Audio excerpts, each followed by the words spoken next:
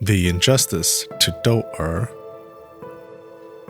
Dou E is one of the most famous stories in Chinese history. This story has endured for centuries because the profound lessons it teaches about justice and retribution are applicable today. We jump into the story when Dou E is a young widow living with her mother-in-law, Aunt Cai. A hooligan named Donkey Zhang plots to murder Aunt Cai and force Dou E to marry him so he can take ownership of her property.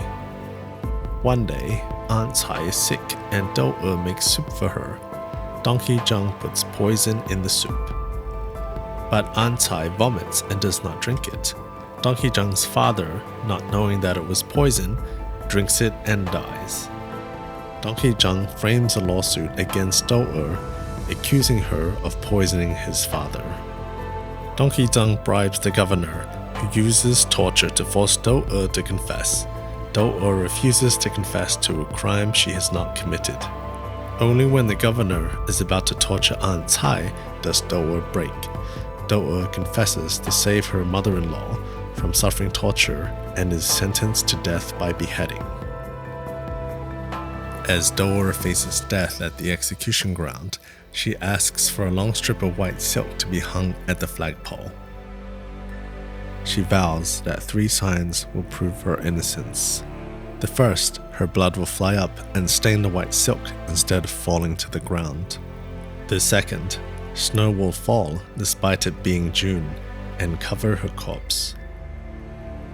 The third and final sign is that drought will plague the land for 3 years. After the knife fell, not even a drop of blood spilled on the ground, but instead splashed onto the white silk on the flagpole. Dark clouds covered the sky, and snow fell, covering Dou E's body. Chuzhou experienced great drought for 3 years. After 3 years, Dou E's father returns as an imperial censor to investigate the local administration. Dou E's ghost appears before him and tells him all her grievances. The father orders the case reinvestigated. Finally, the truth comes to light. Dou E's name is cleared while the guilty receive their due punishment. The governor is dismissed and barred from entering office again. Donkey Zhang is sentenced to death. Dou E's final wish is for her father to take care of Aunt Cai, to which he accepts. The villagers came to see the father and said, "We knew that Dou E was wronged, but the governor is powerful and we dare not speak out against him. And we did not harm Dou E, why should we suffer 3 years of great drought?" The father replied, "You know that Dou E is innocent, but dare not speak a word of justice. This shows poor character. Some of you even believe Dou E really was guilty of murder. That shows poor judgment. It turns out heaven is not blind. There is no retribution without reason. Natural and man-made disasters are to punish those who lack character and good judgment."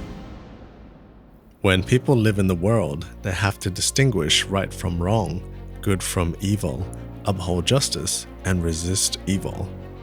Only then can they receive heaven's protection and be spared from receiving retribution when disasters come. Let us take the moral of this story and apply it to the pandemic of 2020. Why did the pandemic start in China? And why is the world being punished? The Chinese Communist Party has been committing human rights atrocities for decades against innocent Tibetans, Uyghurs, Christians, and Falun Dafa practitioners. The CCP is atheist and targets people of faith. The CCP has been murdering, torturing, harvesting organs, and even committing genocide. And for decades, all the world's countries have not just stood by and watched, they even made trade deals with the CCP. They invested money into the CCP, stood by silently as they stole intellectual property, and flooded the world with cheap knockoffs, destroying local markets and jobs, all while ignoring the millions of people who were being persecuted and killed selling their conscience and the welfare of their own people for CCP blood money. Heaven has seen the injustice, the lack of character, and poor judgment, and is now sending retribution. What can you do to save yourself? It's time to take a stand and position yourself. Get educated on the CCP. Read 9 commentaries on the Communist Party. Tell your elected officials to stand up to the CCP. Break all business ties with the CCP. It's not good to make deals with the devil unless you want to end up in hell. Speak up for yourself. Publicly state that you are against the CCP, whether it's by posting on social media, down with the evil CCP, or vlogging. Heaven is watching.